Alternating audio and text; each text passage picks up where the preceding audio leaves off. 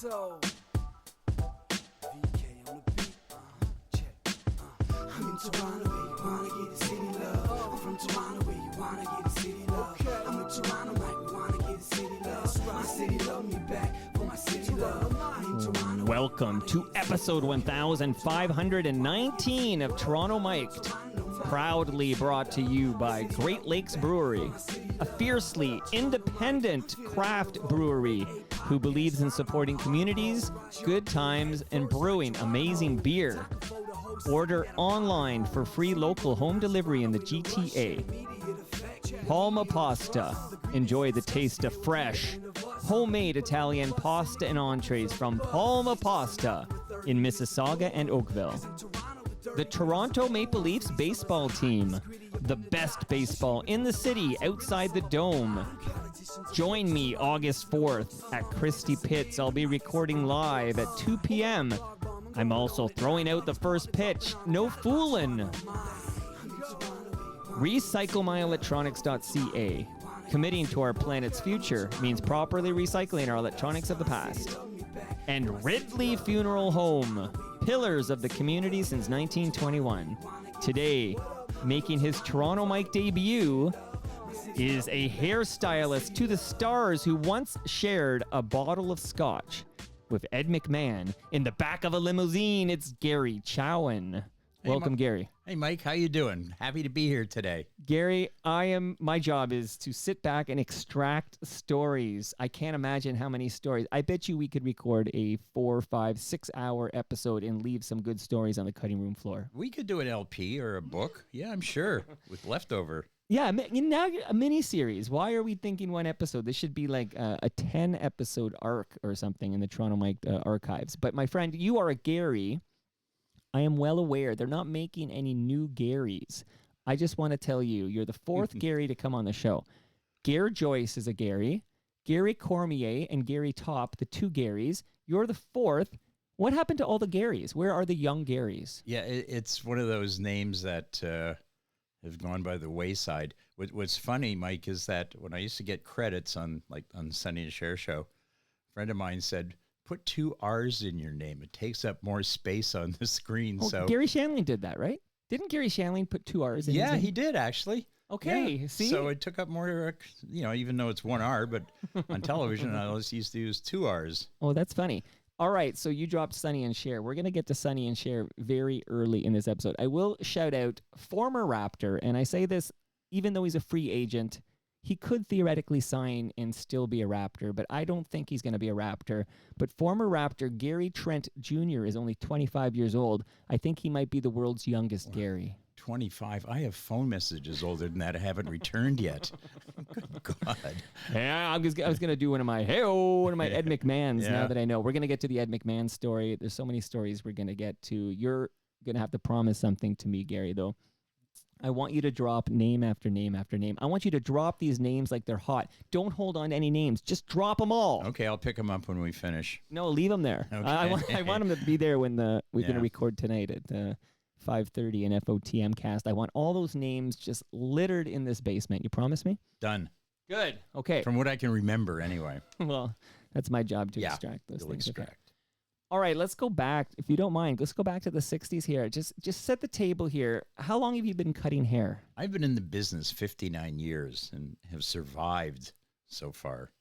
Not so easy. Far. I always tell people I should get the Order of Canada for standing behind a chair for 59 years making women happy. Try and keep one woman a day happy. I got to keep 10. Okay, well, listen, we're going to find out some of these women's names, actually. But is it Caruso? So I'm doing a little homework on Gary Chowen, okay?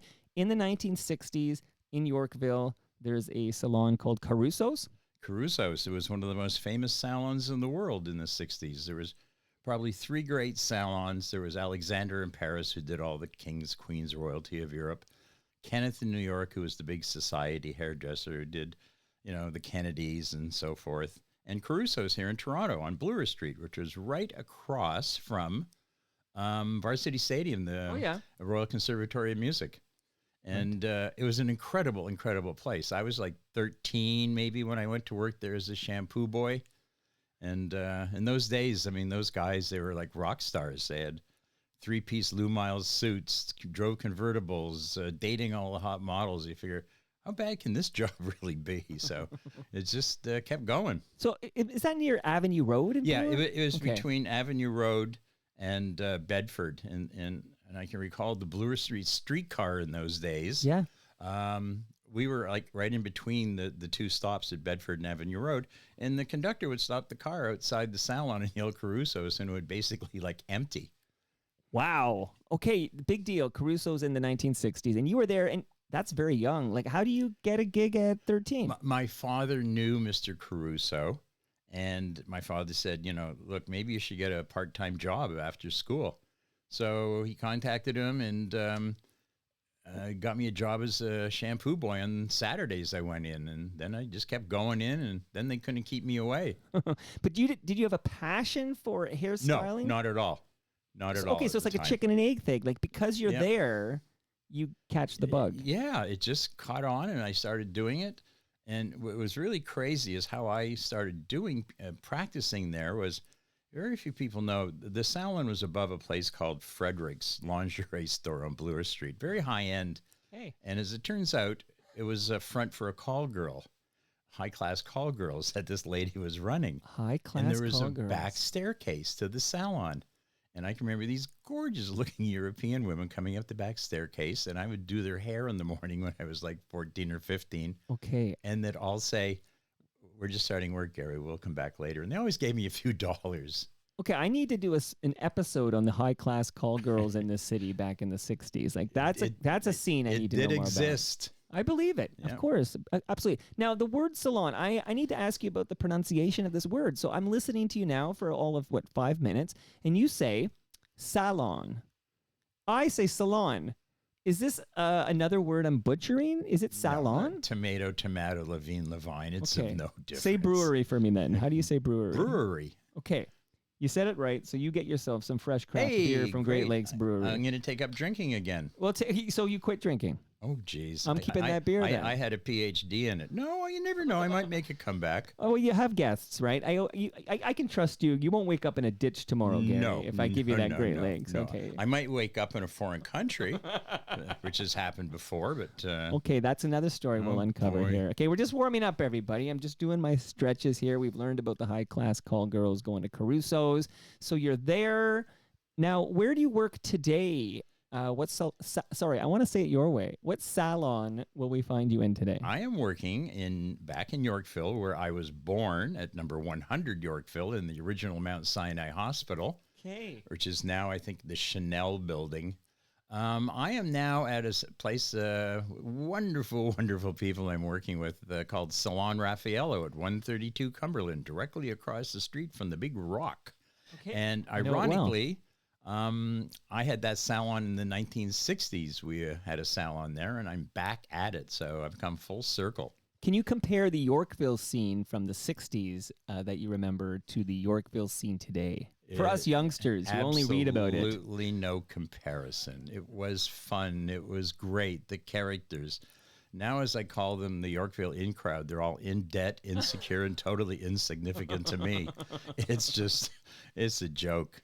Yeah, I go to work and I leave immediately. Like not like the old days where you'd hit the coffee houses. Right, like Joni Mitchell would be playing. Everybody at was the there. Purple Onion or something, You or bet. the Riverboat Cafe would have Of course, Neil Young dropping by. Young, the Poppers, the Minor Birds.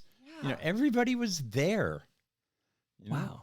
Okay, I just learned, so we're live at live.torontomike.com, and the official historian of the Toronto Mike podcast is a gentleman named Jeremy Hopkin, and he tells me the name Gary, its origins is the name Gareth.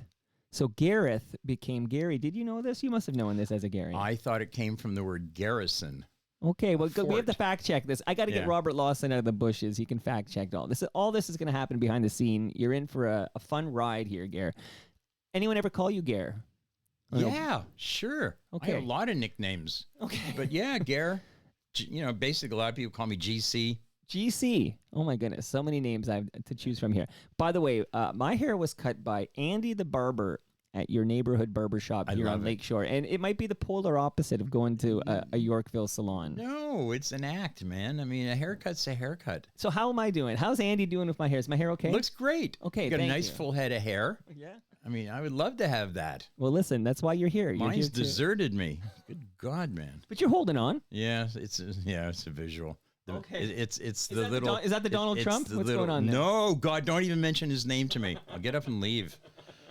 You know, somebody asked me the other day, actually Simon Head, who is making a lot of great films lately, he asked me, like, has anyone ever left? He's like, you've done over 1,500 episodes. Has anyone got up and left? And I said, nobody's ever got up and left, but I would love it. Like, I would love to be sitting here chatting with someone and they just storm out of here. That'd be great. What a visual. So just give. Because you got it on camera. I got on camera, but then you just can- even the audio, like, Yeah.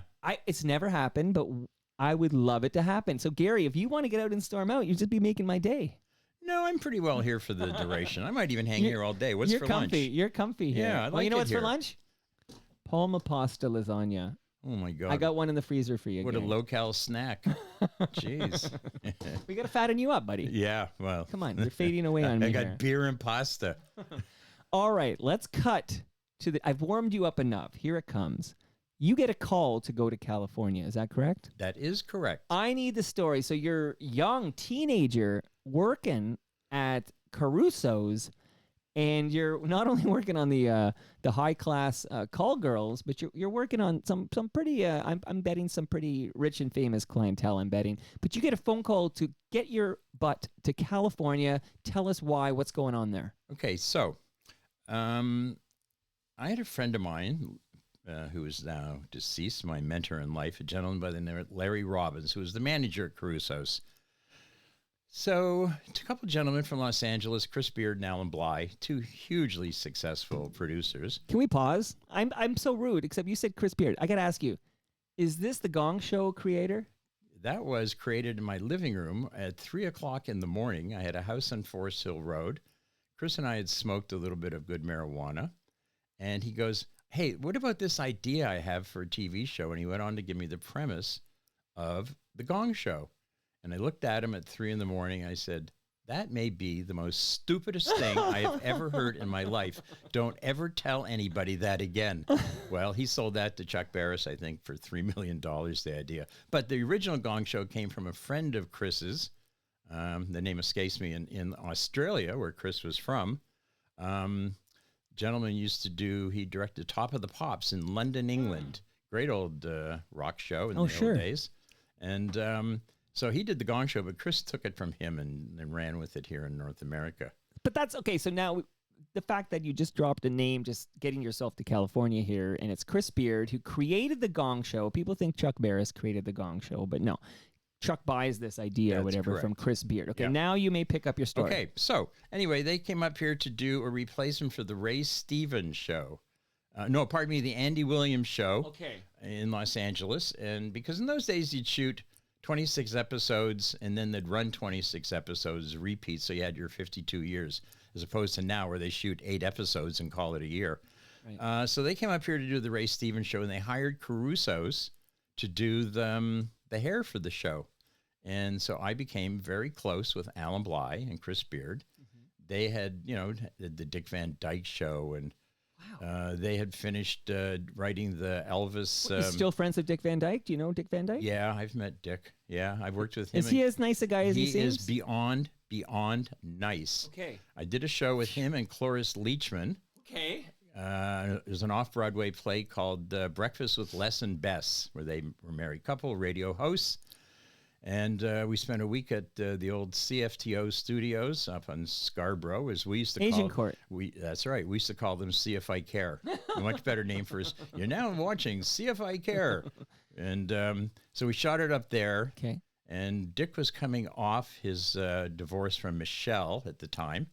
And Cloris, who has the vocabulary of a truck driver, Wow. hated people who smoked cigarettes. So in those days, both Dick and I smoked. We would be sitting in the dressing room, Right. and she would be banging on our dressing room door, just laying into us with you effing this and you effing that. And Wow. I used to go in to do her hair, and she'd be sitting there like naked or just in her bra. I'd say, Cloris, can you please put some clothes on, honey?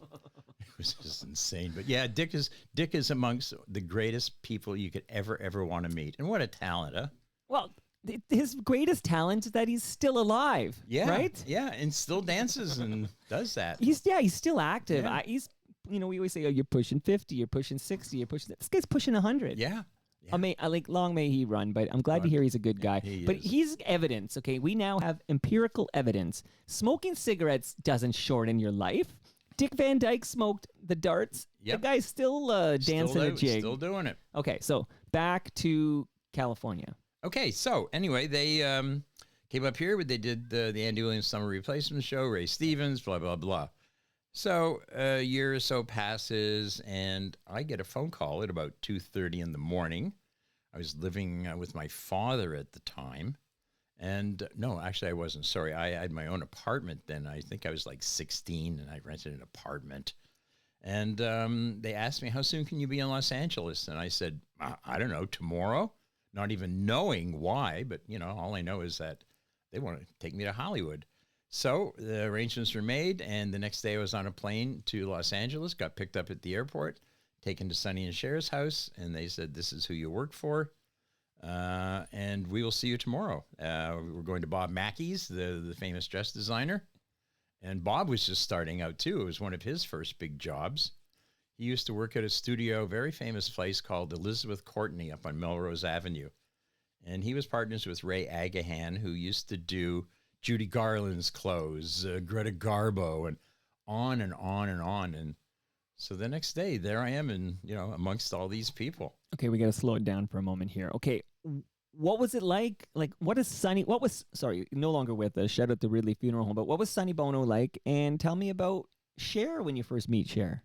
Like, this is a big deal, Cher. I had actually met them previously when they did the original pilot for the Sonny and Cher show was shot at CFTO.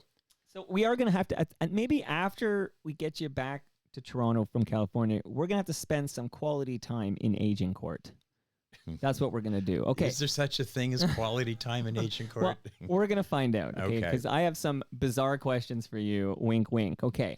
So you're in California at Sonny and Cher's house, and this is a collaboration you're going to do with Bob Mackey? Like, yes, you're going to be Cher's personal hairdresser? We were given the job to change her from hippie chick at the time to glam diva, which I think we did pretty good. I'd say you succeeded. Yeah, I think we did okay on that one. So we just sat down, Bob and I, and, talked about it, and he showed me some of the designs, and, I threw some hairdos, what we can do. There was a lot of wig work in those days because we'd shoot maybe 10 to 12 different sketches a day. So, you had minutes because time is money in the television business, of course.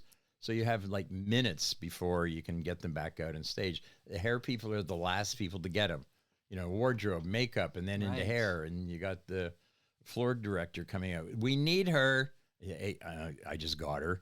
So, there was a lot of pressure and stress when you shoot a TV show of that caliber. And what was the name of the show exactly? Sonny and Cher's. It was Sonny and Cher Comedy Hour. Sonny and Cher's Sonny and Cher Comedy Hour. Okay, and this is a CBS show? CBS. Okay, and so there's a lot of talk about Cher's like hair transformation, like this long straight hair. Is that you? Did you do that? Yes. Gary. What I used to That's do. why you're on Toronto Mike, buddy. That's right. I'm happy to be here. So far, so good. Cher's actually had very wavy hair. And we didn't have the equipment like hair's flat irons we have now, and the products and the blow dryers with power. I used to it was an old method. You take a roller and put it on the top of their head, and then you take the hair wet and you start wrapping it around the head like a mummy. Right. And you pin it down, sit under an old hooded hair dryer, 20 minutes, take it out, re-wrap it the other way, and a curly head of hair will come out like a sheet of glass. Wow. And that's how we got that iconic Cher do. So you had many Americans and Canadians, women, were trying to mimic this hairstyle, right? So you inspired millions of North Americans. I used to come to work in the morning at CBS Television City, and they would stop me and give me fan mail. Wow! And people asking questions. Very Chowen. Okay. Yeah, it was funny for a kid. Yeah, because how old are you? You're still a teenager. I'm 17, 18. That math breaks my brain. Like, so you're 17, 18, and Cher is fine with trusting this, this asset to this teenager? She wasn't much this older. Toronto teenager? She was only a couple of years older than me. Wait a minute. Okay, let's find out what Cher was like. So now we know Dick Van Dyke, sweetheart. Glad to hear it. What was Cher like? Absolutely fabulous. Okay. A wonderful, wonderful human being, straight up, no bullshit. One of the guys, just, I can't say enough about this woman, how kind she is and how great. And let's just throw in a little bit of talent there, too. Well, she does win an Oscar eventually. Do you And take an any Emmy. credit for the Oscar and an Emmy? Yeah, None whatsoever. none for that. Okay, No. but who knows? You could draw a line. Maybe without that hair on the Sonny and Cher. May not have got her there. You're right. Maybe Norman Jewison doesn't call her up and say, "Hey, I got a script." Yeah, I want loved you your to hair, so can you act? read." Let's find out. Okay, Can you act without the hair? what was Sonny like? He skied into a tree, right? This is the end of Sonny Bono. Supposedly, yeah. What do you know something else? I Because can't. that's what was They reported. got better lawyers than I do. Okay, so you have to do yeah. like that trick where you don't talk about Sonny, talk about Bobby, this friend of yours, Bobby. How did Bobby die? Well, it was a little peculiar that, Sonny was a pretty good skier. He knew that terrain. He had skied there before. And, you just don't ski into a tree head first and die. Maybe, yeah. There is interesting. talk from a few people that something may have happened to him. I think Well, Sonny he was a congressman, right? Well, Sonny was put there by certain people, I'm pretty sure. Okay, listen, I watched The Sopranos. I got a Okay, feeling I we know can where end this it is right going. there. Yes. Okay. He was pretty well connected. Don't Sonny. stop believing. Boom. Yeah. Sonny hits the tree. Well, Sonny couldn't do many favors for these people after a while. What kind of guy was Sonny? Not my favorite human being at all. No. Used to be Friday night poker games. The guy would cheat for a few bucks. He was not too well liked by a lot of people, Sonny. He just, listen, I admire the guy for what he did. He wrote some great songs, and he knew Cher was the meal ticket and he was the brains behind it all. But he screwed her over financially and everything at the end, and it wasn't pretty. I mean, even after year one, I could see a difference in the two of them. Would finish the show, she'd go her way, he'd go his way. Yeah, he wasn't my favorite human being. That's too bad. And I guess the marriage ends. Does that what ends the show? Like, does the show, the Sonny and Cher show that you worked Yes, on, of course. it ends because the marriage ends? Well, essentially? also, as I've always said, marriage is the number one cause of divorce. So I'm going to write that down. Yeah. Yeah. Even though they enjoyed the money, the fame, and they did do gigs after, they separated because they were under contract to do it. They had to, otherwise. Right. Yeah. Well, it's like the rock bands. We're breaking up, but we have obligated to play these festivals, and we're going to Precisely. run out the string here. Okay. Yes. Just don't talk to me, okay? Right. Okay. All right. So before we get you back to Toronto, are there any big names you can tell me that you met because they were on Sonny and Cher show? One name I'm thinking about, no longer with us. There's going to be a lot of shouts out to Ridley Funeral Home on this episode. By the way, Ridley Funeral Home, Gary, wants you to have their official measuring tape. For measure what you wish, Gary. It's up to you. What would you like measure to my measure? coffin? I'm glad you said coffin. I was like, where's that word going? Wow. What a strange Okay. thing. Shout out to Ridley Funeral Well, Home. hey, Ridley, thank you. I'll go home and measure something. Burt My ego? I'm not sure. Reynolds. Love him. Love Burt. Okay, did you meet Burt on the Sonny and Cher? Yes, Okay, of course. Tell me about Burt Reynolds, who for a period of time was the biggest box office draw in America. He was a great guy. God, I remember with Chris. I mean, it was kind of funny that the executive producer of the show would pick me up in the morning and drive me to work, and he said, "Oh, we got to go pick Burt up today," and he'd pile in the back, and off we'd go to studio. But we had so many people on that show. I mean, Ronald Reagan. I couldn't even be Jerry Lewis and. Oh, I have to assume. Did you do Jerry Lewis's hair? No. He always looked like he took 2 sardines and combed his hair in the morning. He's a guy I would think would be cantankerous. Like he doesn't give me warm fuzzies. Not at all. I don't know anybody who ever liked him. All right, we're spilling a lot of tea Yeah. on this program here. Have you ever seen that movie no one's seen? The Day the Clown Died, or The Day I the saw Clown bits and pieces of Laughed? it. But What was it called? The Day the Clown Laughed? I have to Google the name of this thing. Yeah. But, the Comedians, Holocaust movie. I don't know, something or other. Yeah. Okay. If he's in it, I'm not watching it. You're going to pass on that one. Yeah. Okay, so any other name drops from the Sonny and Cher era before we get you back to Toronto? I've got questions about Agincourt. Back to I'm the Agent only Court. guy. I might be the only guy you'll ever, record a podcast with who's probably more interested in Agent Court than Sonny and Cher. Strange. I know. Mayor Mike of Agent Court, we should make you. What was great about the Sonny and Cher show, where we shot it at CBS, next to us was the Carol Burnett show, which we had on as a guest. And in the studio next to us was All in the Family. And I was Wow. actually in the building the day of the famous show on All in the Family.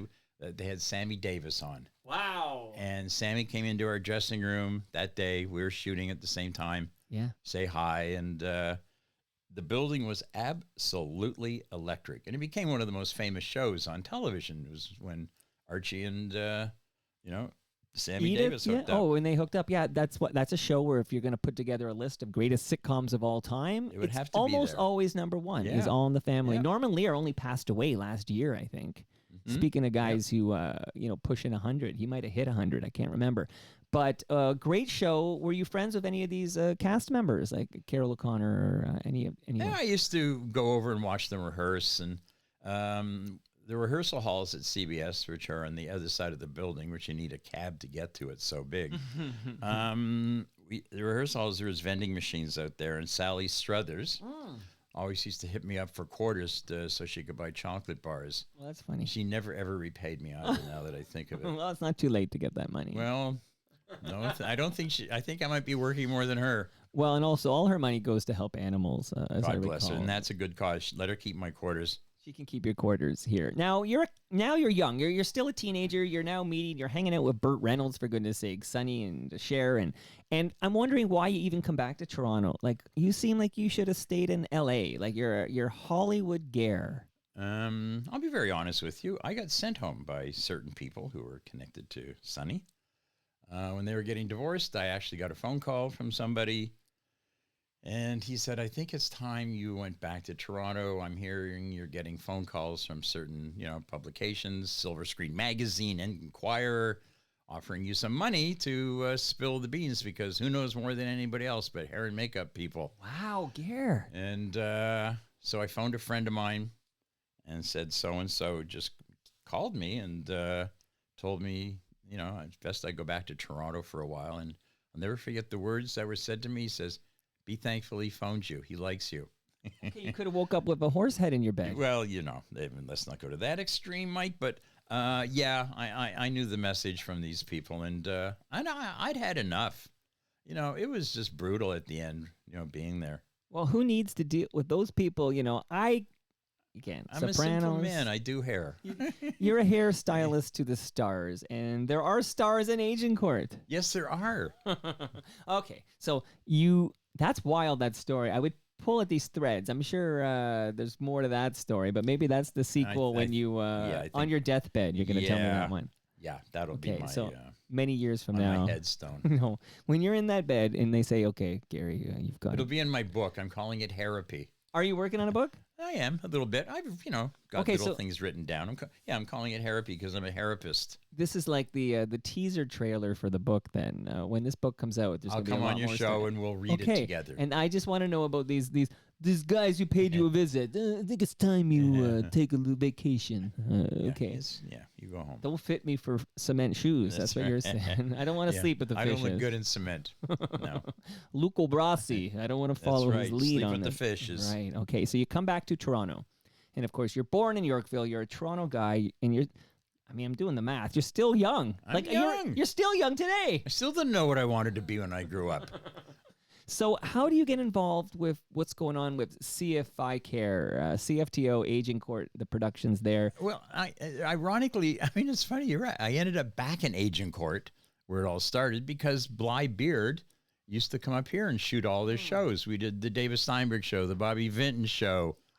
On and on we shot up there because don't forget, in those days, you were getting 50 cents on the dollar, Right. So it was great. The Americans came up here and they loved working up here because the Canadian crews were so much better than the American crews. Look, anybody can move to California in a year. You're a producer up here. You start out pulling cable and you learn every job on the way up. That's a And good they point. loved it here. All right, so we're going to dive into some of the details here, but you're there to style the hair of guests on these shows and the hosts of these shows? And a lot of other little things I did. Once we did a show. Chris came up here to do a show. And it was one of the very, very first cable TV shows. It was for Viacom, which I think became Showtime. And we're doing a show. It was for Playboy, and it was called The Sex and Violence Family Hour. Try and get away with that nowadays. Well, it depends on the title. network. Yeah, well, yeah. And so Chris came up, and he made me the associate producer on the show. And that's when you thought I should add another R to Gary. No, that was before. That was before. that was in the Sonny and Cher show. Okay. Yeah. So it may have been the only show in the history of television when the credits ran. At the top, it said associate producer Gary Chowen, and at the bottom it said hair Gary Chowen. They do it all. He does it all. He does it all. So Sex and Violence. And that where would that air? And that let me tell you a funny story though. Yeah. Jim Carrey. We had Jim Carrey on. We gave him his very first job ever. Chris and I, we needed Canadian content in those days. So we went to Yuck Yucks when it was on Bay in Yorkville. Of course. And there's this kid, 17 years old, just ripping up the stage. Place was going crazy. Chris says, we got to get this kid on the show. So after his set, we went up to him and pitched him, and he was freaking right out. He goes, really? On television? So we hired him on the spot, brought him out to CFTO. And I can remember Jim in the hallways saying to me, Gary, he says, what's Hollywood really like? And I remember telling him, I said, be very careful. That town can eat you up. Well, luckily he didn't pay much attention to me, and the kid got a career. And then Ace Ventura, yada, yada, yada. Yeah. Okay. So Jim Carrey, who was, I remember in the early days of In Living Color, which is what breaks him essentially, he was going by the name James Carrey, as I recall. Know that. Yeah, I remember seeing that in the credits. Maybe because that's longer than Jim. He had your tip. See? You're wise. He learned guy. well. Chowen, you know your shit, okay? So let me just break this down again. So you're at Yuck Yucks. By the way, Mark Breslin has been on this very show, sitting in that very he's still seat. a client of mine. We talked about you a few weeks ago. Did he was you? in. Yeah. I had a great chat with Mark, and I remember him telling me he didn't think Jim Carrey was very good. Yeah. He did not see a future for Jim Carrey, but you did. See, you know more about comedy than Mark Breslin. I'll never tell Mark that because he'll stop coming. He's to me. listening. Hello, Mark. No. Hi, Mark. So you cut Mark's. I got to know all these. We kind of do a lot of A-list stuff, but I'm actually kind of more interested. Not that Mark's a big deal. Okay, I'm not trying to discredit him, but I'm a bit more interested in the C's and the D's. But we'll get there. Okay, so Jim Carrey, you see something in this kid, this teenager on stage at Yuck Yucks, and you're like, that guy should be on TV. You gave him his TV debut. Exactly. Jim Carrey. Somewhere is a tape of Jim, and I think it was my girlfriend at the time who had a little maid's outfit on with no underwear, him chasing her around the living room in one of the scenes. Okay, what was his show? It was called The Sex and Violence Family Hour. For Playboy. For Playboy Productions. Jim Carrey's television debut is The Sex, and your name is all over the credits of this thing. It's an executive producer, it's hairstylist.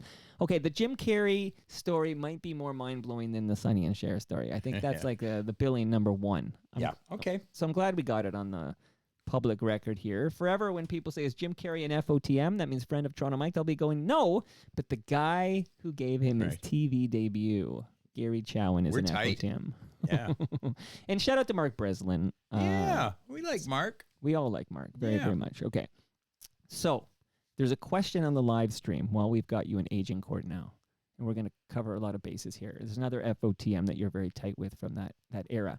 But the question is, did you ever meet Billy Van when he was working on those shows? Boy, oh boy, Billy and I go back. We had a lot of fun times together. I need more details because he was a regular on Sonny and Cher. And And we had him on a lot of shows up here that we worked on. But yeah, we used to go out at night and have a little bit of fun, Billy and I. Wow. He was so talented. Yeah. And just as nice and maybe nicer than Dick Van Dyke. That's almost impossible. Billy was absolutely a gem of a human being. Billy Van, of course, Hilarious House of Frightenstein is where I know all my Billy Van from, and he was tremendous. Are you responsible for his perm? Not at all. You're removing yourself from that credit. No, I never ever cut Billy's hair, actually, now that we think of it. Okay, so you just were doing things you can't talk about on the podcast. Precisely. Wow, I need the uncut Billy Van story from you. That'll be another episode too. Okay, so where else? Okay, let's talk about a gentleman who's been on Toronto Mic'd. So I had a wonderful conversation with John Biner. Mm-hmm. I'll read the description and let people know if they wanted to pause this and come back. Go to episode 1113 of Toronto Mike. Here's what I wrote. Mike is joined by John Biner as they discuss his several decades in comedy, including The Ed Sullivan Show, The Tonight Show with Johnny Carson, The Carol Burnett Show. She's still with us, by the way. As is, of course, John. Bizarre, which is where you're going to come in here with Super Dave Osborne and so much more. And we chatted for almost 90 minutes. A lot of great stories in that. Please tell me about your relationship with John Biner and working on Bizarre. Bizarre. John, again, is maybe one of the greatest humans I've ever known. He is godfather to my daughter. Wow. I've seen this man do things for people. Not to make a long story boring, but John bought an island in Fiji. Mm-hmm.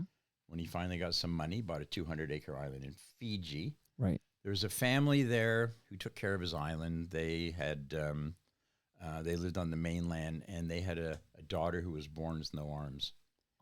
John, at his own expense, flew mother, father, her brother.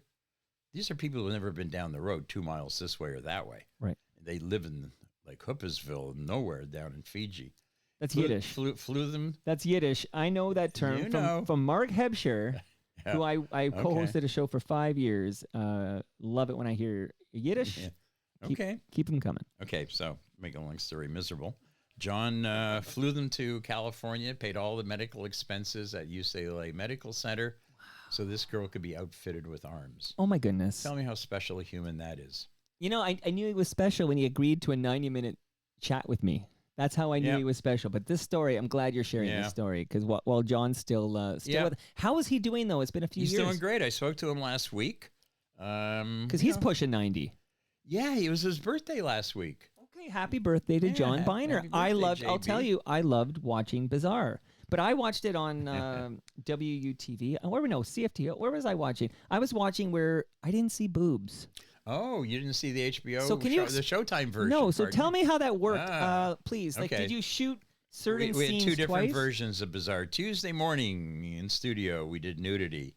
And for some reason, all the executives at CFTO, CFI Care, would miraculously show up in the studio that day when we'd never seen them before. Oh, that's funny. Yeah, we had a closed set, but, they owned the building and they were the execs, so we had to let them in so they could see boobies on Tuesday morning. Okay, so that morning is when you would shoot all the topless scenes, and that was for Showtime. Yes. And then you'd have the, PG version or whatever. Yeah, then we'd reshoot it with, clothes on. Because I do remember it being sexy, right? But tight T-shirts and stuff, and it was good enough for young Mike. But I don't remember any on Benny Hill once. I remember I saw a nipple on Benny Hill. Really? I'm surprised. I know. Wow. I know.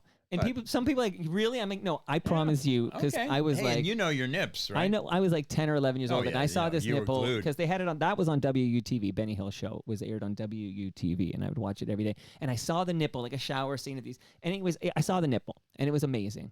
And Bizarre, I don't remember seeing any nipples, but I do, now that I think about it, Ziggy Lawrence is an FOTM, and she came over and talked about being recruited to be one of the topless, sexy women that you would see on Bizarre. So she did let me into this other side that I never saw the Showtime version. Mm-hmm. I feel I missed out. We did. I mean, I think every, wannabe actress in the city was on Bizarre. A lot of them, who I knew from nightclubs or whatever, I was quite surprised when they showed up and wanted to do topless scenes. Did you do some recruiting for those scenes? Like, did they ever send you out? Go, we need some. No, not me. No. We had casting people who did all that. Okay. Diane. I wondered if you volunteered for it. No. No, no, not that. Okay, what can you tell me about Bizarre? Maybe that'd be interesting. Firstly, I would like to ask you about Bob Einstein, of course, because Super Dave comes out of Bizarre. Stupid Dave, as we used to call it. we used to have a flag made up that when we were on location would show up in people's lawns or were using their house. And on the sign, it had the People's Republic of Dave. It was planted. We're in your neighborhood. Yeah, I mean, first of all, we couldn't believe that we were actually getting paid every week for Bizarre. And then we really couldn't believe it when we got paid to do Super Dave. We had a great time with Super Dave. Bob is a character, great guy, funny as hell, moody as hell. And yeah, we had a fun time with Bob. No doubt about it. Good guy, good family. Yeah, his What a brother is family. Albert Einstein, but he Yeah. went by Albert Albert Brooks Brooks. because there was an Albert Einstein. Yeah, Which is a I fun think story. that name, a little bit more famous than Brooksy. Yeah, and they were really never best of friends, those two. Oh, I don't know if you saw the documentary, the Albert Brooks documentary out. Absolutely a must to see. I think he only mentions Bob once in it. Yeah, it's very strange. Albert Brooks, Genius. amazing, Absolutely. genius. And even just alone Simpsons guest appearances. Yep. He's Hank Scorpio. I Yep. mean, he's Jacques the Bowler. I mean, in the movie, I can't remember. It should have been Hank Scorpio, but they made it a different character Yep. for some reason in the Simpsons movie. But and his movies, amazing. Albert Brooks, hilarious. Yeah, watch the documentary. Okay, I think I have, but I got to revisit that one. Here's a little tie-in here to the community here, the Toronto Mike universe, is that the drummer for the Bare Naked Ladies. Have you cut any hair from any Bare Naked Ladies? Tyler Stewart. Tyler used to be my driver on Super Dave. That's where I'm going with this. Yeah, he used to pull up and he'd have a cup of coffee, the Globe and Mail, and I'd sit in the back and off would go to set. He came over to talk about driving Yeah. Bob Einstein around. You drove Bob, and other days he'd pick me up. Don't you think that's kind of a wild story that this guy, because he's sort of like, oh yeah, you're driving. This is like a job for a young Yeah. guy to drive he was people a to Aging Court. And- production assistant. but before you know it, he's the drummer on a Billboard Hot 100 #1 Who knew? song. Who knew? Mind blowing. But you've never cut Tyler Stewart. No, never cut his hair. No. Okay, he's got good hair. I think Yeah, he's missing out. and So talented. Who knew? Tyler, if you're listening, because I know you listen, you need to go to Salon Raphael at 132 I think Cumberland he shaves Street. his head, doesn't he? I mean, Oh, I haven't. Maybe you're right. Maybe there's. Yeah. Maybe you'll work on his he eyebrows. needs a number 2. Just shave it down to the wood. You can work on his goatee. Maybe we'll talk. We'll talk here. All right. I loved Happy Days. This was a show. I was a young man. One of my first favorite sitcoms was Happy Days. Tell me about working with Pat Morita. Whoa, Pat. Hey, what a fun night we had him. We had him on, I guess, Bizarre, yeah, or Super. I'm not sure which one. It was so long ago. But we spent a very funny night in John's hotel room at the Royal York Hotel, which I think we used to call the Royal Dork, because the cast and crew of Bizarre is staying at the wonderful Royal York Hotel. Right. Anyway, it's about 2 or 3 in the morning, a few libations and maybe some other things. And it had one of those really bad velvet paintings that you'd see on walls of Elvis or something else, or a But sunset. not dogs playing poker. No, they didn't have that one. But Pat, may have had a little too much to drink. Kept saying, "Man, I love that painting, love it." So anyway, we finally got him out of the room, back to his room, and off to the airport. And John and I decided, let's take the painting off the wall, man, and send it to the airport, and it'll be waiting for him when he got there. And we shipped it off. I don't know what the hell happened to it after that. Oh, that's funny. Yeah, or even if we did, but we were really ready to send it to the airport so he could take it home to L.A. But, it's funny. You see him on Happy Days or The Karate Kid. Yeah. And, he's got that Japanese, Chinese, the lingo. In real life, he's like an 8 to the bar, bebop, a loobop, daddy-o type dude. It's like, whoa. He has to fake the accent when he plays a... Yeah, exactly. He don't talk Miyagi like that. is what he's playing. Yeah, right. he's... That holds up, by the way. The Karate Kid. I gotta say that holds up. So definitely great flick. It's yeah. really good. Yeah. Okay, so Pat Morita, I think you met him on Bizarre, but one of those things here. All right, I'm gonna ask you about a couple of heavyweight champions, Evander Holyfield and George Foreman. Wow, yeah. I'm jogging your memory today. Well, Bob Einstein was a big sports fan. Loved having guys from sports on. Can you do a Bob Einstein impression? Not at all. Not like John. John does Bob Einstein. Oh. I don't do voice. I do Gary Chowen voices. And so we had Holyfield on, and I had to make him a Don King wig. Oh yeah. And this ridiculous wig that he had on, and Fuji. Art, I can't remember, Iragawa, the man who played Fuji, Bob's sidekick. Right. And he takes his hat off and this wig springs up like Don King. But yeah, Holyfield, just a sweet, sweet man. And Foreman, I got a great picture of George and I going toe to toe. I was giving him advice on the Tyson fight coming up. Here's what you got to do, George. Yeah. But yeah, nice guys. You never know what they could do to you. Well, Foreman seems like a nice guy. Yeah. He, in the was it Rumble in the Jungle? What's the Sure. But he didn't seem nice in that. Like the doc they made about the Muhammad Ali. Yeah, fight, you're like, right. He Yeah. seemed angry, but then in his later, I don't know. He was he was old when he won that title. I think he was in his 40s, mid 40s, or he was an older boxer. He was probably uptight in Rumble in the Jungle because the whole nation of Africa was for Ali, and nobody wanted George to win. Ali Boumbaye. Yeah. Ali Boumbaye. Great documentary. Yeah, I'd be pissed too if the whole country was mad at I me. guess so, but they always showed him he had a big dog or whatever. He just looked really angry, but surly. But it turns out he's a happy-go-lucky, lovely man. Time softens people, man. But did he really name all his kids? Yes, George. George. Yeah, isn't that great? It's great, but it's great if you have Alzheimer's disease. Like imagine you had 5 kids, Gary, and you named them all Gary. Like there's something egotistical about one that. Would have 1 R, one would have 2, and one would have 3, and so one forth. would be Gare. Yeah. Okay. Yeah. Well, shout out to George Foreman. Yeah. Hi, George. Who made a lot of money with that grill. Beating people up. Well, the grill. Yeah. I understand, and I don't know if this is urban legend or not. They offered that grill to Hulk Hogan. Did you ever hear this story? No. And he turned it down, I think, and then George Foreman accepted the. Anyway, Hey, how about Robert Lawson? You fact check that story I heard about Hulk Hogan being offered the grill first, okay, and then George Foreman getting it because Hulk said no. Terry Balboa, if I remember correctly. Okay. Wow.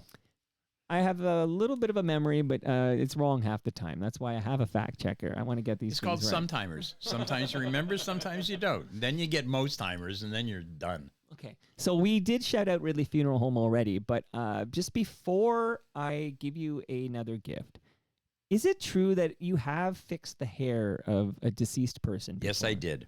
Well, share that story now, only because jeez. Brad Jones is the funeral director at Ridley Funeral Home. I produce his podcast, Life's Undertaking. It's fantastic. Brad, please don't call me and ask me to do this. I'm out of that business, man. Yeah, but we talk about this in great detail about how important this is for the loved ones. Well, yeah, they should look good when they leave. It was actually my father phoned me up. It was his girlfriend who passed away. So he phones me up and he says, look, they don't like the way that they did her hair. He said, can you help me out and go over and do something? And so it's your dad. Of course you got to do something. Off I go. There's a place out on Queen Street, I recall. Trull or I don't know. And I go in and they put me in the room and there she is laying there. I figure, oh, man, this isn't good. And this gentleman standing behind me who looked like Lurch from the Addams Family, breathing down. Hey, excuse me, you got to go, man. Right. So, true story, her hair, because she'd been deceased for 4 or 5 days, I don't know, and it was all cold and clammy, and she had long, awful hair. And no one was around, and I picked it up, and I took my scissors, I went, and I just cut it all off, shoved it underneath the body. Nobody was going to see it. Did the best, and I went next door to a bar and got drunk. Wow. Yeah, that was a once in a lifetime. Oh, and never again. Is that right? So No, if Brad why called would you and you? said, we need some Why help with would this you? hair. Oh, Brad, I'm sorry. Anything else I'd do for you, but Now I'm thinking of that caramel commercial. Anything? Remember that one with the devil? Anything? Okay. Now I'm going to do kind of a rapid fire, but first I'm going to give you this wonderful book on that. It's the history of Toronto Maple Leafs baseball. They play at Christie Pitts. Yeah. Have you ever been to you a sports fan? I enjoy sports. Yeah, I'm not. No ticket required. It's a beautiful community event. You can have a beer. You can. I even know that guy's first name, Jack. You got it. Jack Domenico. He's no longer with us. Yeah, I know. And the family sold the team. And I'm very, very good friends with one of the owners of Toronto Maple Leafs baseball team, Keith Stein, who's a sweetheart. Keith, if you're listening, I missed you at last Sunday's game, but we had a great recording. I had Rich Butler on. Mike Richards was my co-host. Blair Packham from the Jitters. Blair Packham gets his hair cut by a guy named Don Pyle. Don Pyle, kind of a punk pioneer in this city, is a founding member of the band Shadowy Men on a Shadowy Planet. Isn't that a great name? And they did the theme song for Kids in the Hall. Well, there's a good claim to fame. I know. So Don Pyle cuts. There you go. So I had a guy who was cut by Don Pyle, who of course does a theme song for Shadow. It's called "Having an Average Weekend." That's the song they play for. So Keith, we missed you at Christie Pitts, but I'm going to be back there the first Sunday of August. I'm going to throw out the first pitch, and then I'm going to record to people. You got to get yourself, Gary, to Christie Pitts. You know what? Listen, quickly, wonderful. I used to go to Old Maple Leaf Stadium as a kid here to watch. Where the Tip Top Tailors, Yes. there, the Stadium And Road. I got vivid memories of the hallways That was a beautiful, with the beautiful arches stadium. as a kid. And I used to, yeah, It's the same Sparky team. Anderson was the manager. And Right. yeah, I can remember all that. Okay, Larry Milson, who covered the Blue Jays forever for the Globe and Mail, and he still covers the Blue Jays for another outlet. I actually talked to him at Christie Pitts on Sunday when I was at this Toronto Maple Leafs game, which is very high caliber, entertaining baseball. It was a great day too. But Larry used to go to those games at the old Maple Leaf Stadium, and every time I see pictures of the stadium, I think it's too bad we blew it up and tore it it's down. Toronto. But, We love tearing down old stuff. It's know, what we do. there's an episode of Toronto Mike with Jeremy Hopkin where we talk about 10 buildings we destroyed but shouldn't have. And Maple Leaf Stadium is on the list. People talk about the construction in this. It's not construction, it's destruction. They're slowly tearing this city apart. You're so right. So everybody come out to Maple Leafs baseball, grab a beer, get a hot dog, and sit on we call it Fill the Hill. Sit on the hill at Love Christie that. Pitts. That's great. Great baseball, and I can't wait to be back there in early August. Great. Okay, so I'm literally gonna throw names at you. Okay. You're gonna tell me any story you remember about this person, and then at the very end there'll be an opportunity for you to tell me a story, if you wish, that I never prompted for. So we're going to go rapid fire. One of them I do need, though, is I did tease it in the intro. You shared a bottle of scotch with Ed McMahon in the back of a limo. Tell me that story. Yeah, I think we had him on the Bobby Vinton show. And, Hi-oh! yep, out in Agincourt, your favorite place. Shout out to Uncle Bobby. Who's Yeah. out, Oh, God. I won't say that, but. Cranky Pants, right? He had a cocktail or two when he worked, I think. I heard he enjoyed the... Uncle Slobby. But he also drove a school bus. Like, he would drive children in a school bus as a job. Like, yeah, I know. So hopefully his drinking was after hopefully hours. not, yeah. I remember one day at CFTO, I was going up to the commissary, and we had on George Goebel and Jay Silverheels, Tonto, right? Okay. And the two of them, pardon me, it wasn't Tonto. That was another show. Captain That was Lone Ranger. We had George Goebel and Captain Kangaroo, my childhood hero. Wow. Right? And in uniform, full regalia. Wow. They were walking back from the commissary. I'm walking to it, and they got milkshake containers, and they are bouncing off that wall. Milkshake. They went to the commissary to get ice for their drinking straight scotch. Both of them absolutely stinking drunk. Oh. Absolutely destroyed me on Captain Kangaroo. Wow. Yeah, that was crazy. But Uncle Bobby... I'm surprised he wasn't with them. I understand that when they would film Uncle Bobby's show in Agincourt, that Uncle Bobby would enjoy maybe spending some quality time with the single moms, and I don't know if they were always single, but they husbands weren't around, but the single moms that were in attendance. Is that true? I don't know. Okay, well. Excuse me. I know you can't tell all the tales. I never saw that. That one's been shared. I don't on the think they were program before. taping the days that we were shooting. You know, anyway, back to but Ed better you McMahon. hit on the kids' moms than hit on the kids. That's what I say. So good for Uncle Bobby there. Okay, now do you? Sorry, you go ahead there. Yeah, Gary. we're do Ed McMahon. Yeah, we're gonna do Ed McMahon, but now because before I forget, okay. I know, Yeah, I'm we're gonna with you. Ed I'm following McMahon's you. coming It's back your here. show, man. You drank scotch with Ed McMahon in the back of a limo. We are definitely getting that story. Although later we'll find out you smoked weed with 3/4 of the Beatles, and we'll get to that story too. That's a little that's a teaser. Whoa, boy! But were you there at Agincourt when Just Like Mom was being filmed, or are you gone by Who then? was in that show? Fergie Oliver. So Fergie Oliver and his Yeah. wife at the time, Catherine Swift, Yeah, sure. That's right. He married her. I forgot that. they were married. Yeah. I wasn't a big fan of Fergie, to be honest. I'd see him in the hair and makeup room. But he has a good head of hair. You never got to work on that. No, I never did the staff of CFTO. I was always I guest. was hired to do the star or whatever show I was Right. working on, and that's all I did.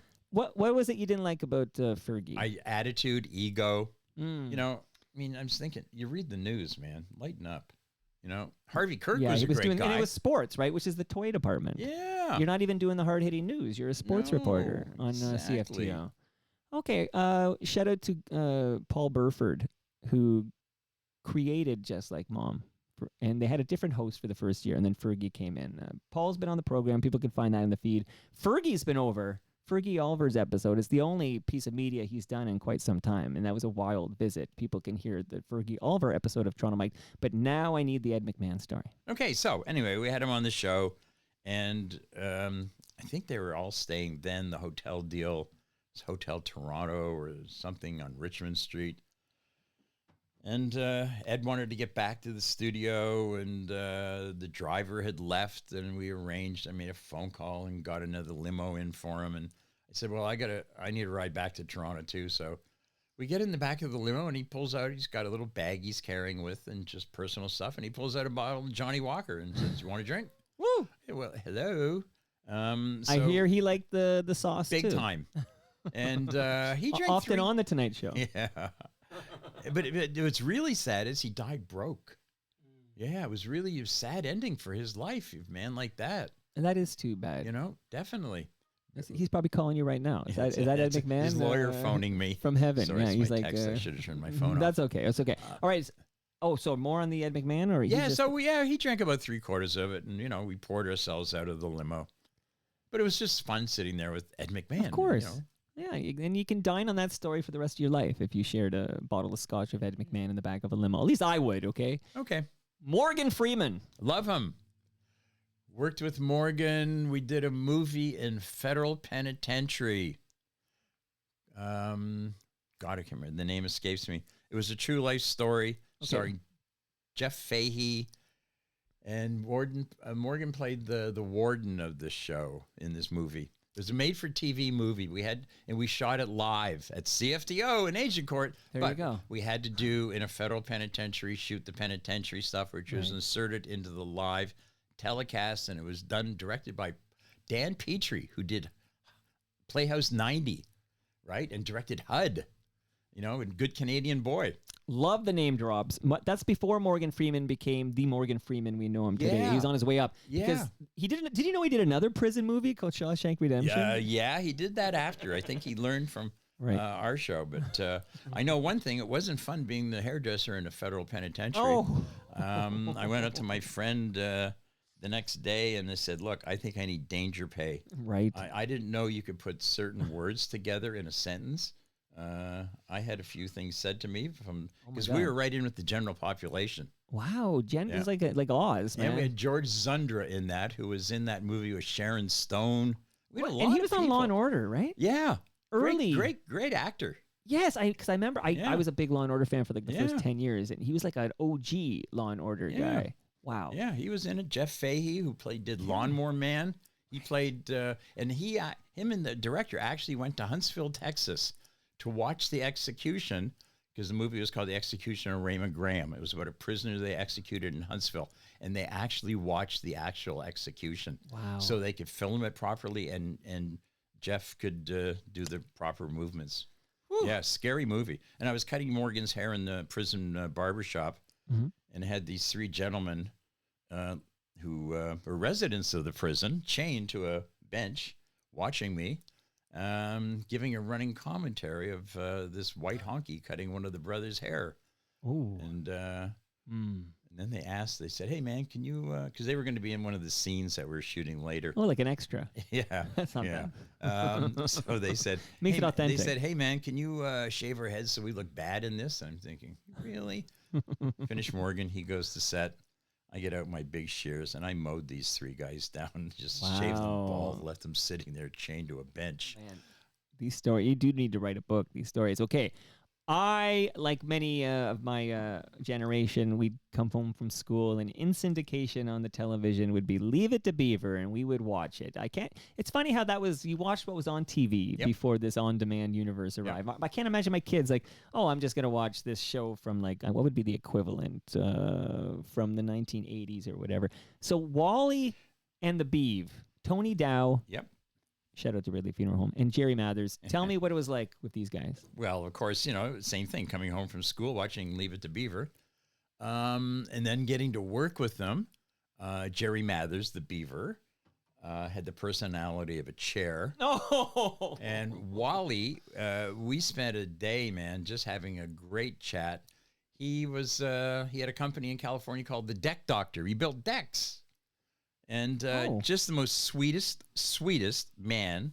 you'd ever want to meet. Really a good guy. The Beeve, pass. Okay. What was great on that show, we had like everybody on this one show. We shot it at Global, not far from Agincourt, right? Barbara Green Road in the time. Okay. And we had on Jake LaMotta and his wife, Vicky. Okay. Right? His ex-wife, Vicky, who he was still in love with. Right. So I was told by the producers, I think my friend Perry Rosemont was producing it. And he said, look, just don't get too tight with Vicky. You know, Jake's still in love with her and he's a little punchy. So, of course, Vicky takes a big liking to me and she's all over me like bark on a tree. She's hugging me. She's kissing me. And I look out the door and there's Jake in the hallway just looking at me. And I think, wow. This is not going to be good, man. You know, I mean, you know, even though I taught George Foreman, I don't want to go toe to toe with. No, because you've seen Raging Bull. Yeah, Or is yeah. Is this pre-Raging Bull? I don't even know. It's after. And Jake liked to drink or two. I think he might have had a little too much to drink that day and Wow. staring me down. Staring you down. By the way, is that TV movie that there's a question in the live stream? Is it Attica? Was that the name of that TV movie that you're only because we're gonna do? No, it it was the prison movie. Yeah, the prison. No, movie. the Execution of Raymond Graham. Okay, the Execution of Raymond Graham. So Jeremy, take a note there because we're gonna do an episode on like movies and films that were seen. We're movies and television shows that were filmed in Toronto and what scenes were used and stuff. So we're gonna take notes here. You're really helping us here. Okay, all right. Ethel Merman. No business, like, yeah, what a great gal. She's a dame. She's just a broad. You know, she was one of the best. She used to call me. I'd finish doing her hair. We're going to set, and she'd stand up and she'd slam her purse into my chest. She goes, "Come on, sonny boy, let's go." Okay, Miss Merman, off we go. And I trot behind her. Yeah, she was just great. Ethel Merman. Wow. Ethel Merman. All right, Katie Lang. Yeah, we had her on Stupid Dave a few times. Stupid Dave. Sorry, Bob's family. No, you can if you're call it listening. Stupid Dave. Well, you know, it was kind of silly. Yeah, she used to come in and ask if she could, I could cut men's sideburns on her. Oh yeah. Well, there's that great Cindy Crawford photo of was it Cindy Crawford cutting her hair? Do I have that right? That was a famous photo. I don't I recall feel. that. I think I'm gonna have to that Google that. I think that was a famous one here. Huh. Katie Lang. Brian Mulrooney, Yeah. who just left us again. Shout out to Ridley Funeral Home. Yeah. Okay. Mulrooney, where did we meet him? First time I ever met him, 1987, Quebec City. I was out there. I got hired. We're doing a big gala evening. It was the Canada-Russia hockey series. 72. And, yeah. Oh, yeah. Okay. 87 comes later. That's with the story. that one's the Cops Coliseum. That's the Canada That's right. Cup. Yeah. So so we're out there, Quebec City, and I'm in the dressing room giving David Foster a haircut.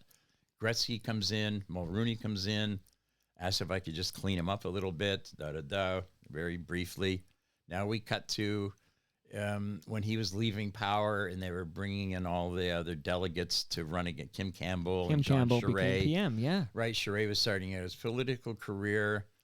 And so we're sitting. So during the day, they're bringing in all the candidates who are going to go up. They do 2 votes, you know, and the first vote, they just get rid of everybody, and they knew it was going to be Charest Campbell. And so Mulrooney was the last one in coming at the end of the day. They're measured for their eye line on camera for the evening's performance. And so he's got all his henchmen around him, and he's coming by me, and I'm leaning on the hockey boards. You know, I got a black leather jacket on, sunglasses. I got 100 people coming through hair and makeup, Shirley. I want to start, so hurry up. And so he's walking by, and he sort of looks over, and he sees me, and he breaks camp, and he comes walking towards me. He's got his hand out, and he goes, "I know you from somewhere." And it was one of those classic moments where, you know, you wish you would have said that at the time, but it's always too late. Sure. And as he's saying, "I know you from somewhere," I'm shaking his hand. I go, "And you are?" And he just froze and like, "What the fuck are you talking? You don't know." And then I let him off the hook. I said, "Sir," I said, "you got a very good memory." I said, "Quebec City, David Foster." He goes, "That's where I know you from." Okay. Man, David Foster. Okay. Love David. Did you cut the hair for the people who sang on Tears Are Not Enough? No.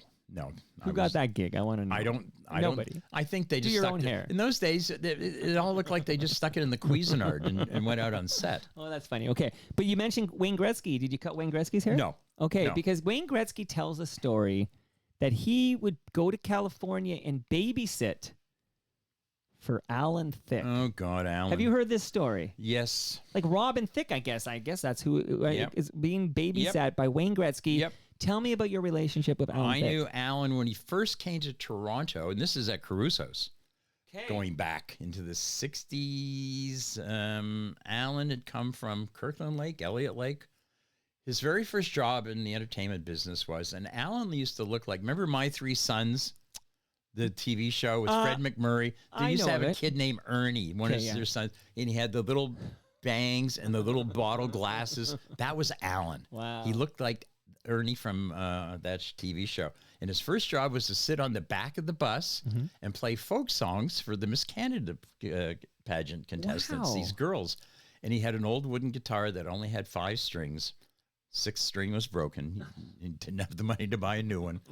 And yeah, we became friends for years, Alan and I. You know, lots of fun stories with Alan. You know, when we used to make him crazy when we used to do the Vinton show. He was the line producer, and Chris Beard and Alan Bly would be back in L.A. They would phone the wardrobe room outside Studio 6 in the morning, get me on the phone, and say, "Look, here's what we need done today. Okay, tell Alan." And I'd go up and tell Alan, who was producing the show, "Okay, here's what you got to." He goes, "You're the freaking hair guy." He goes, "Why are they calling you?" Yeah, we used to have some fun times. Now, this is the only celebrity I think that we've talked about that other than John Biner, but we didn't actually meet in person, John Biner, because we did that one via Zoom. But I actually spent hours with Alan Thicke when he was in town filming a commercial at a place where I was involved in doing some production work and stuff. So I got to spend some time with Alan Thicke, and he was very, very proud of his son, Robin, who was just breaking at the time. And he seemed like a genuinely good guy. And then you're like, oh, yeah, he's Canadian. So. Right. Well, what about his brother Todd? Okay, well, tell me about Todd. Todd, who started out, you know, filling pop coolers in some of the shows with us. He started America's Funniest Videos. That's his show. I did not know that. Todd Thicke. That's a fun There you go. fact, I'll Yeah. say, for Todd Thicke. Todd's a great guy. Love him. He doesn't look anything like Alan. Okay, well, Alan, handsome man, opened the Dome. I remember when they opened Sky Dome. It was Andrea Martin and Alan Thicke who were kind of hosting that thing there. When Alan was here doing Chicago, he phones me up and he says, "Hey, Chowen, I need a haircut." I go down to the Royal Alex Theater, right, rehearsals. Give him a haircut. He goes, "Hey, you and your family want to come see the show?" Well, my girls have seen it in New York and everything, you know, my daughter and her mom, Julie. So I said, yeah, they might want to come. So he goes, okay, I'll arrange for some tickets. Next day, the theater phones me. Mr. Thicke asked me if I can call you, Mr. Chowen. You wanted 3 tickets for the show? I go, yeah, thinking, of course, that they're comped. He goes, well, I'm going to need your visa number. Wow. I said, I beg your pardon? He goes, yeah. He goes, you got to pay for them. I said, is Alan in the building? He goes, I believe so. I said, look, go give him a message. Yeah. Tell him to go fuck himself and thanks for everything. But Well, no. you can swear on the show, Gary. Oh, really? Yeah. Fuck, why didn't you tell me that, man?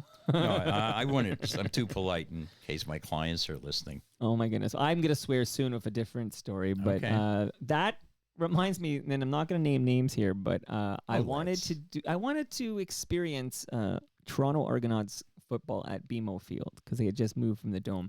And I had a conversation with an FOTM on the inside, and I thought this would be good PR for a struggling team, like a team that nobody talks about, the Argos, because all the oxygen is taken by the Toronto Maple Leafs, the Toronto Blue Jays, the Toronto Raptors. You know, even TFC gets more oxygen than the Argos. And I had this idea and I remember him saying, okay, well, we'll hook you up with tickets. And I'm like, okay, I'm going to do this thing. I'll write about it. It'll be a podcast, whatever. And I got a call back from the sales department. Like I was a lead for sales. And then I realized, oh, like, no, that's not what I was envisioning. Anyway, that's what it was like when you were asked for your credit card number for the comped tickets. Right. Okay. I mean, it's Alan in Chicago. I'm not paying for this. Right. Come on. You're Gary fucking Chowen. Okay. GC. GC. Okay. Shelley Winters. Oh, my God. Yeah. I'm jogging your memory today. Yeah, Shelley. Wow, what a force to be reckoned with. I think she came into the studio one day at CFI Care and early morning. I can't remember which show. And she might have been there shooting. What was the movie with The Poseidon Adventure. Right. Remember that? They shot It's a that bit, at the it's a bit CFTO. before my time. But, Yeah, but well, and she came into the dressing room and asked anybody if they had any certain type of narcotic that you snorted. Wow. Okay, shout out to Peter Gross and John Gallagher. Oh, my good friends. You ever cut John Gallagher's hair? No. I need to know how much of that is real. No, I don't want to know from. He was never one of my favorite on-air personalities. I don't know him. Not your cup of tea? I don't want to know him. I've heard the stories. Well, remember, it's all consensual adult sex. If he I can guess. get that number up to 600, 700, that's all fair game. God bless them. God bless him. Okay, God bless John Gallagher. Peter Gross wishes, he could be in that. Grow an ballpark. inch or two. That's an FOTM Hall of Famer, Yep. Peter Gross. You be careful there. You're on Okay. sacred ground. Yeah. Sacred ground. Everybody, by the way, FOTM cast records this afternoon. So at live.torontomike.com at 5:30 p.m. as we record today on Thursday, July 11th, 2024. Jose Feliciano. Jose, my man. Feliz Navidad. Beyond a talented man. Big fan of Jose. I've known him since the old days of Yorkville when he used to hang around. Spent many times at his house in Los Angeles. He now lives in Connecticut, where at one point his neighbor was Martha Stewart. Wow. He goes, I'm the only fucking Puerto Rican within 300 miles of New York. He goes, it's weird. But yeah, he lives in a fabulous old 17th century home, still on tour. There's been times I've sat at Jose's house at 4 or 5 in the morning. We may have been a little high. And I'm closing with that story. Don't worry. He pulls out a 12-string Spanish classical guitar, puts one hand in his pocket, and with the other hand, he'll play Malagueña. I go, how do you do that, man? But yeah, really good man. Talented son Love of a his bitch. wife, Susan. And now his kids have all grown up, and they're in his band when he goes on tour. I watch a lot of Simpsons, and it's on Disney Plus, and they do these, like, now that Disney owns them, they have these kind of cheesy little mini episode promo videos that they put on, and there was one with him singing, like him. really? He was like featured in this Simpsons Wow. vignette. So there you go. Didn't know that. Yeah, Feliz Navidad. So you dropped an F-bomb, so I'm just gonna ask you for the story because I think you could dine on this one for the rest of your life. But Milton Berle told you to go fuck yourself. He did. Yes, Go he fuck did. yourself, Gary Chowen. Yeah, well, you too, Uncle Milty. What's he measuring with the Ridley Funeral Home measuring tape, Uncle Milty? They'll He have needs to have another. He needs another one. I guess they'd need a coffin taller if he ever got a Woody in there. Yeah, we had him on some show. I get back to the Vinton show. Geez, we had a lot of people on Bobby's show. bet. And we broke for lunch. I'm walking through the studio, and Video Central had on the monitors in the studio. It was the Major League Baseball playoff games, and the Dodgers were playing. So I stopped. I'm watching. Burl comes walking through. So I got this cigar. I'm the only one in the studio. And he goes, what's the score, kid? I go, I'm sorry, Mr. Burl. I don't know. I just got here. He goes, go fuck yourself, and walked away. I said, well, thank you. Wow, Uncle Milty. Yeah, what a piece of work. And I'll tell you who else I didn't like. Tell me. Steve Allen. Original host? Is he the original host of the Tonight Show? Yes, he was. Okay, before Jack Parr, Yeah. right? Okay. Beyond rude to me. Yeah, I wasn't a fan. I've gotten along with all these people I've worked with and became friends with a lot of them. Sure. But Steve some Allen? are assholes. And I know I have friends who, like my friend Biner likes them a lot. They were good friends, but I'm sorry, John. I didn't have a good experience with Steve Allen. Yeah, he Well, was you know just- what? You would treat a John Biner differently than you would treat the hairstylist, right? Yeah, of and you get a course. better gauge of what kind of Yep. human you're talking about by how they treat the hairstylist. Mm-hmm. I always look at how people treat, like if you're in a restaurant, how does this person treat the waiter or the waitress or whatever? With respect, I hope. I would tell you this. I'm probably far more respectful Yep. when I have a Gary Chowen on than when I have a Milton Berle on, Thank you. which requires a seance. It's a whole procedure, a medium. Yeah, no, definitely. I'll tell you a Wow. great quick story we can do. Dude, because I have two musical things I want to hit, but please tell me. Is it the ELO? ELO's next. Okay, let's do ELO. Okay. Okay, that was. I was gonna have ELO because it's gonna lead. I'm dying to Okay, know you about got- this. you got an This agenda. Beatles. I have a You're method driving to the my bus, madness, man. Gary. It's episode I'm just a passenger here. 1519. Better late than never for Gary Chowen. Tell me about ELO. ELO. I get a phone call, a gentleman named Barry Rothman, an attorney in LA I know, asking me if I could sign on as president of a company that was going to be established for the Canadian tour of Electric Light Orchestra. Meatloaf was the opening act, okay, then. Sure. And this is when ELO had the spaceship, it opened up, the overture, and the smoke, and out they come, and blah, blah, blah. So I said, sure. So I signed all the papers, the lawyers. And it was great then because I could get to any concert I wanted to see. I just phoned up the promoter, Gary Chowen, president of ELO. How many passes backstage do you need, Mr. Chowen? How many tickets? Okay, it was fun. Amazing. So what happens is we had a little problems with the tax department after the Canadian tour. Right. So I have to go down, and I'm there, and I asked if I can use the phone. I phoned Barry, tell him what's going on. I said, somebody hasn't paid all the withholding tax. The reason they needed me was when a foreign act came into Canada, there's a 15% withholding tax taken off the top. If you have a Canadian who's president of a corporation set up, it's only 7%. Wow. So when ELO toured in their heyday, that's a lot of money saved. Right. That's why I ended up doing this as a favor. Wow. They threw me a bone, gave me a few bucks then. So anyway, we got it all straightened out. And as it turns out that, I had to go, there's like over $300,000 owing in back taxes for for ELO.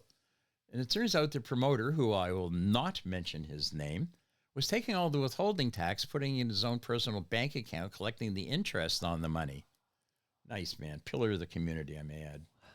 Out of Quebec. That's as much as I'll say. Okay. And anyway, we got it all straightened out. So I phoned Barry up. I said, look, I don't want anything to do with the music business anymore, okay? I said, I want out. He goes, well, it's not that easy. I don't understand. He goes, well, you're going to have to go to New York and meet Mr. Arden. Who? Don Arden. Google him. Al Capone of the music business. Wow. Sharon Osbourne's father. He used to own blacks. In the old days, you go to Vegas and you would look in the bottom right of the marquee. Brought to you by Don Arden Productions. Don owned everybody. There's a great story. Jerry Lee Lewis. You can find out stories Little of Richard. him taking Robert Stigwood from the Beatles, right? Who tried to get faces from Don in the old days. Right. And Don dangling him outside the 7th floor of his office building by his ankles, threatening him. Anyway, that was my boss. Air Supply. I'm just catching up on Don Arden. Everybody should do this. Yeah. Read about Don Arden. Okay. So Fake name, by the way. He was born Harry Levy. Yep. Okay. Yeah. He's sort of, I think they took the movie that Bob Hoskins was in, The Long Good Friday, after him, like Don. The English Godfather. Yep. Wow. Anyway, so the lawyer says, well, you're going to have to go to New York and meet Don and explain to him why you don't want anything to do. Okay, off I go to New York. They put me up at a hotel, great hotel up on Park Avenue. Day comes, I go over to the Waldorf Astoria Towers, ring the doorbell, and it's very, very large gentleman opens the door. This magnificent English suit on, and escorts me in, and I notice there's a lot of very large guys in this room. They bring me into the living room. I've seen hotel rooms, but this had a dining room for 30 in it. And sit me down on this nice white couch, and I'm waiting for Mr. Arden, not knowing who he is. I had a figure in mind that I wanted to ask for as compensation for all the troubles that you guys have put me through. Right.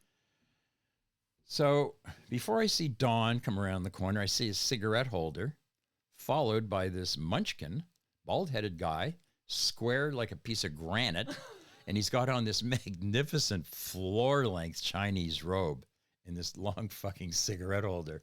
I go, are you casting for a movie, man? And he sits down on the couch opposite to me. He has no idea who I am. Right. He just knows he has a meeting with me. And in his wonderful Cockney accent, asks me who I am. And I explain everything of, your lawyer got me involved. I signed papers as a favor, blah, blah, blah. And he says, what do you want? And I was so afraid of this man by then.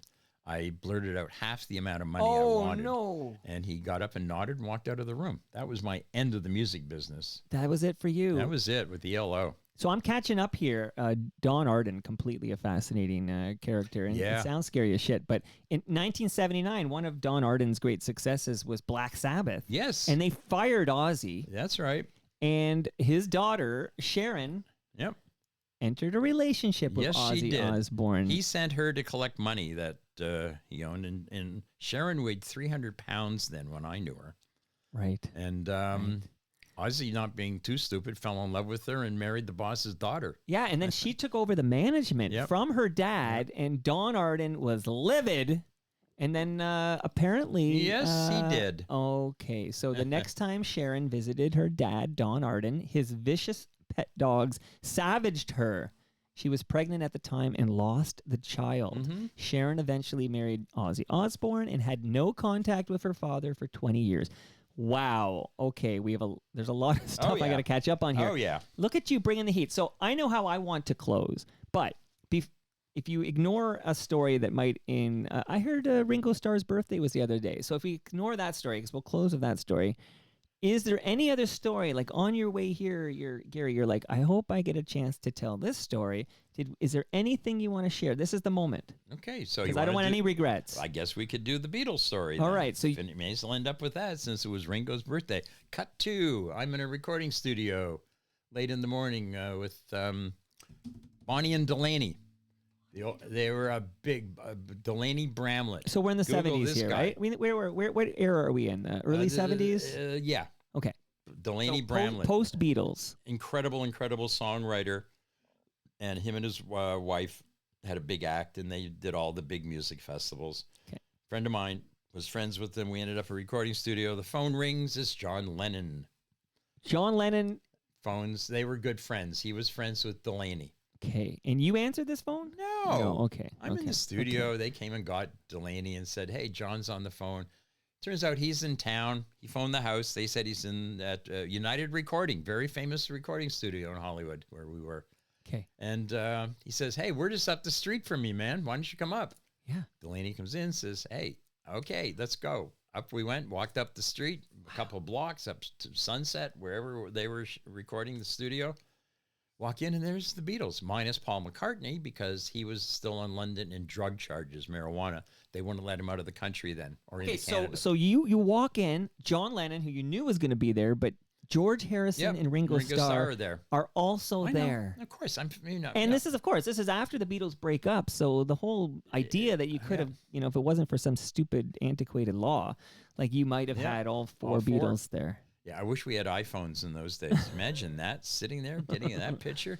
But anyway, then, go on. Somebody started rolling up the joints, and George Harrison was sitting next to me, and I passed him a joint and tried to talk to him. He didn't want to know from me. I didn't care. I was in the room with them. Good enough for me. A great memory, sitting there with the Beatles getting high. All right, there's a chap. He actually lives in this neighborhood now, but his name is Jerry Levitan. And when Jerry was 14 years old, he found out John Lennon was in town staying at the King Eddie. Right. And I know this guy's name. Okay, Jerry Levitan managed to get an interview with John Lennon. And this story is unbelievable. He came over, told it in great detail. And then he eventually used that audio for a short animated film that won an Oscar. Wow. It's quite the story. But now I've got the Jerry Levitan story about him interviewing John Lennon when he was 14 years old. Did you have a conversation with John?